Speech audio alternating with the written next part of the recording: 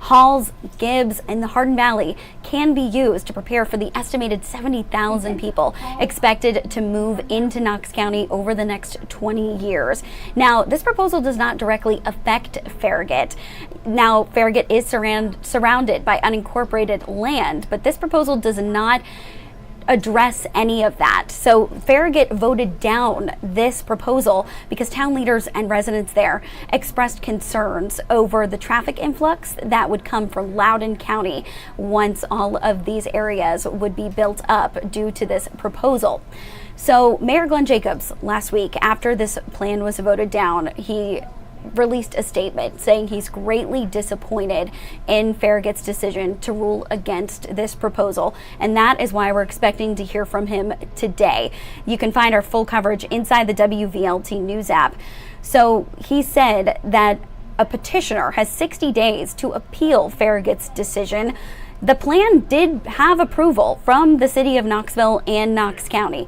It was simply awaiting Farragut's vote yes to move forward with this plan. The last time the growth policy plan was updated for the county was when it was created back in 2001. You can find our full information. Here is the statement from the mayor. Now, Mayor of Farragut, Williams, he expressed support for this proposal. However, it wasn't enough for the board to be swayed in order to approve it. So again, the Farragut, Board of Mayor and Aldermen did vote against this proposal. And Mayor Jacobs released this statement here, and he said Farragut was at the table through the discussions for this plan, so he's greatly disappointed in the outcome of this vote. He said that the changes that Farragut requested to the plan were made, and now we're seeing that Mayor Glenn Jacobs is coming to the podium. We want to listen in. Today, we're here to talk about the vote last Thursday, the Farragut Town of Mayor and Aldermen, in which case 3 aldermen from Farragut voted down our amendment to the growth policy plan, the Advanced Knox initiative. That was a 2-year effort, cost the county about $1.2 million to develop this amendment to the growth policy plan. I have Mike Moyers with me. Mike is going to address the legal aspects of this issue. One thing to keep in mind is this body of law is PC 1101 in the Tennessee Code. It was all written to address forced annexation, which is where cities, municipalities will annex unincorporated areas, even if the residents there don't ask for that, which is going on very aggressively. Then PC 1101 was written into law. It's not a great statute. There's a lot of murkiness, and that's part of what makes this so complex. And the other issue with it is that the General Assembly outlawed forced annexation. So there's really no reason to have this law anymore. But that's for another day. In this particular situation, we have some remedies that we can pursue, the Knox County pursue, and one of those is to declare an impasse pursuant to TCA 6-58-104B1. And essentially what that does is go to the state for mediation and potential arbitration.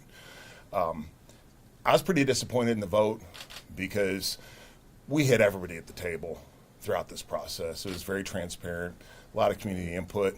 One of the most disappointing things was the 3 aldermen who voted against the amendments didn't partake in that process. They did not return surveys of infrastructure issues regarding their area. So they didn't partake, yet they choose to vote against this. And nothing really changed in Farragut. So much of this is about the land use plan and plan growth boundary and all those sort of things. And all that remained the same. So nothing was going to change anyway. And also we've heard a lot about North Shore. That's an issue, and it's an issue that we're addressing. So we've really gone out of our way to be good neighbors, to be accommodating, And when there is an issue that we can address, we do that. So the whole thing's just been pretty disappointing to me, because I felt that that was the right thing for the county, for Farragut. It's somewhat frustrating that 3 aldermen in Farragut can overrule Richie Beeler, who is the county commissioner on the east side of the county, 45 minutes away, who voted for the amendment. And the fact that, really have Farragut, town of 20,000 people, making decisions that go well beyond their jurisdiction, and ultimately will impact close to 500,000 people. So at this point, I'll take questions. Have you spoken to those 3 aldermen? Have you? I have not.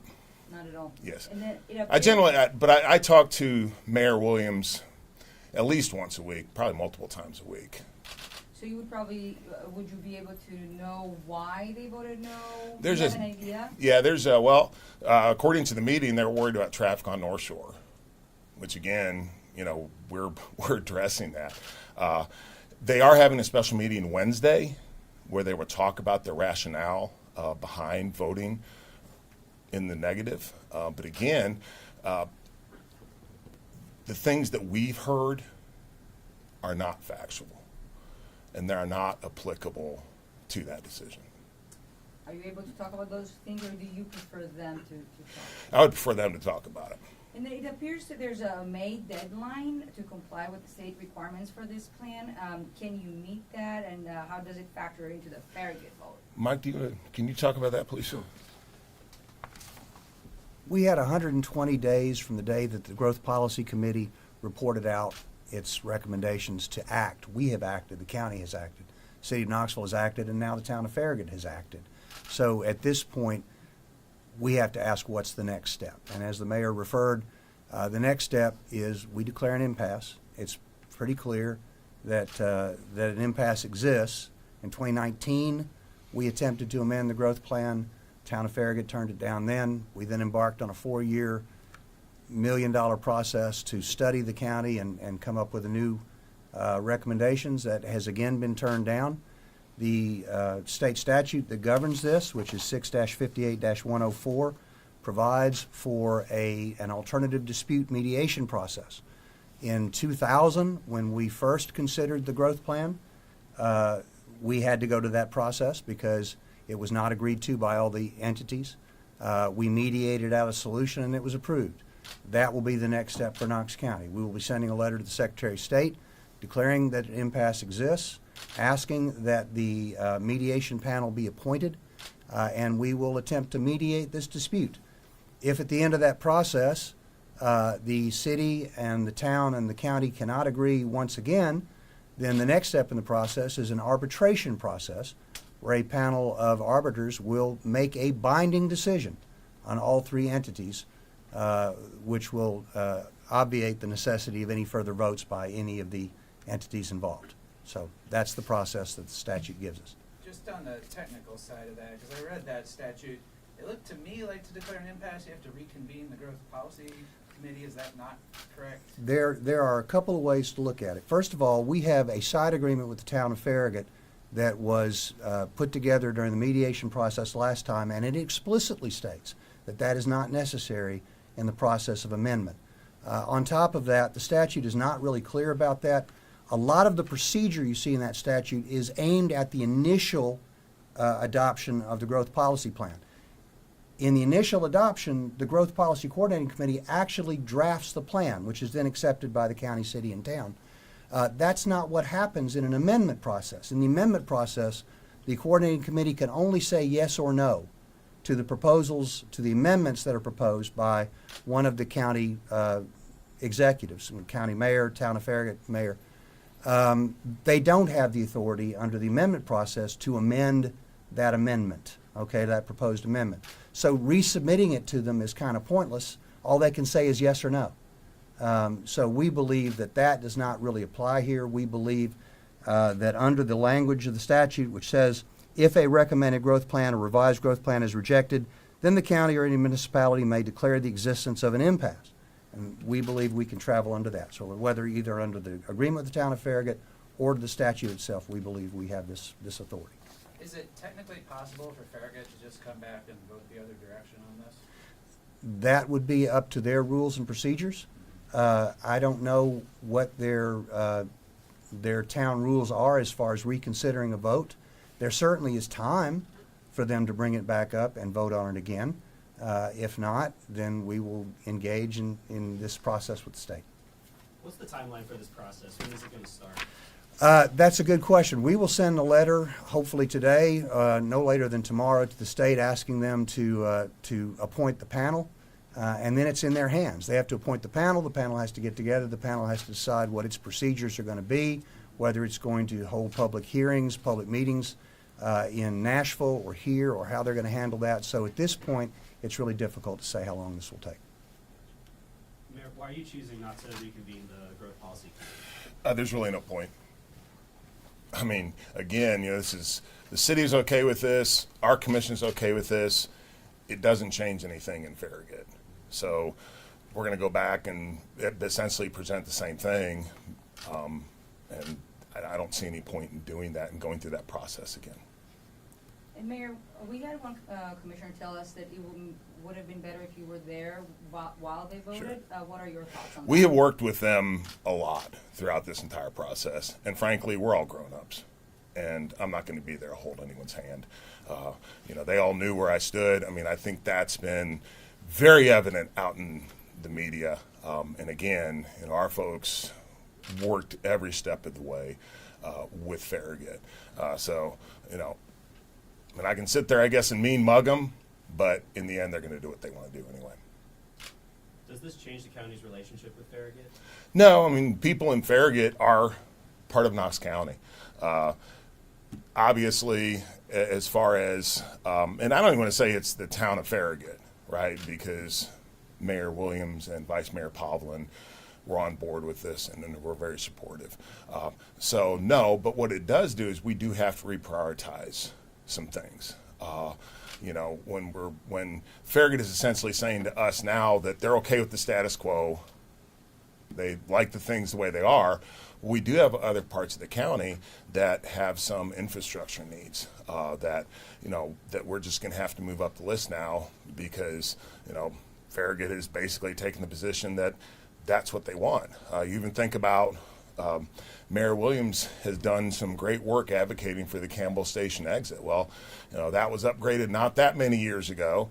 How can I go to the state and say, gosh, there needs to be a new exit at Campbell Station Road? When we look at Watt Road, we look at Emory Road, we look at some of the other things that we're facing. So it won't change the relationship, but it will change our priorities of where we're going to invest our infrastructure dollars going forward. What does this do to the comprehensive land use plan? That's supposed to come to county commission, Yeah. but that hinges on this growth. And we're still looking at that and kind of debating and working through that. Mayor, so I mean, with this not passing, should the status quo continue of nothing happening? What kind of position does that put the county in terms of accepting all the new people that are moving in from out of Well, this state? is what we've been talking about the whole time. It's going to end up potentially costing us a lot more money. We will see if we cannot get to where we'd like to be. We'll see Hardin Valley probably in East Knox County, which is what we're trying to avoid. So all those scenarios that we've been talking about for months, even years now, will take place for the negative. What are some of those infrastructure projects in Farragut that you might have to reprioritize? Again, we just have to look at that and figure it out. We've talked about North Shore, where that project's going to go forward because that's an existing need. But some of the things that we might be looking at for helping with future growth probably will have to be reprioritized. Mayor, do you think, we've heard politicians say that one town should not block the future of 500,000 people. Do you think there should be consequences to those 3 men? The consequences are just a natural outcome of the vote. Again, which is we have to reprioritize our investment dollars. You have to understand, again, that people of Farragut are still Knox Countyans. So we certainly don't want to do anything which is punitive for the folks in Farragut or Farragut itself. It's just that the signal that's now been sent is, why would we do some of the things that we might do in the future if Farragut just wants to maintain the status quo? And we have other places in the county that's not an option. What do you think would be the best way to resolve this setback? We've heard mediation, we've heard possible arbitration, but what do you, and possibly they have time to vote again and pass it. What do you think would be the best way to resolve this setback? Well, the best way would be if they would reconvene and vote for it. I don't think that's going to happen, unfortunately. Because the justifications that were used, you can't address those because they're inaccurate and they're false. So I don't think that's going to happen. That would be the best way. Maybe it will. That'd be wonderful. Otherwise, hopefully we can go to the state and get this done as quickly as possible. What's the cost of this mediation plan, if any? That, we're not sure, as well as the timeline on that is something that's really just determined as we move forward. Last time this happened, it was 18 months. However, that was the initial growth policy plan. Since this is an amendment, it'll probably be less than that, but it will still be a significant time before this is resolved, in this case, if we have to go that route. You've talked about going to the state before to actually look for legislative changes to that law. Right. Does this give added impetus about, I know you can't do that this year, we're at the end of the session, but is that something you might look at? It's just, yes, I would love to do that. This is just a very frustrating process because instead of being able to go to our commission and just get it done, we have to then go to the city and then go to Farragut, and it's a time-consuming process. And again, the city did recode Knoxville, and when they did that, the county wasn't actually at the table, which is fine. That's absolutely their prerogative, and we're good partners with the city, but then it kind of boggles my mind that the towns can do whatever they want inside their own limits, which affects the county as well. But then the same argument we can't make, right? And then now when we try to do something which doesn't impact them, interior anyway, then we're told that they have to have a seat at the table. But when they want to do things, we don't get a seat on the table, even though they're inside the county and it does impact us. So again, the whole reason for this was forced annexation. There's no rationale to have this law anymore, and all it does is create all sorts of friction and just adds time and hassle to the process. There seems to be a sentiment against growth out there in the Farragut area. What do you Well, I say think to that? actually that's across the state. It's not just in Farragut, and we see a lot of it in East Knox County, and I understand why, because we do have a lot of folks moving here, and we're going through some changes. I just remind everybody that, population growth brings challenges, it causes issues, but the reason people are coming to Tennessee is because we're a great place to live. And in many cases, they're fleeing places which are not a great place to live, or they are looking for a better place to live, in their opinion. That's really a compliment to us, right? You want to be the place where people want to live. You do not want to be the place where people can't wait to get out from. So as long as we are pursuing policies such as an extremely beneficial tax structure and being very business friendly, this is just the outcome of those policies. And it should really be considered a positive. Now we have to be able to work through it.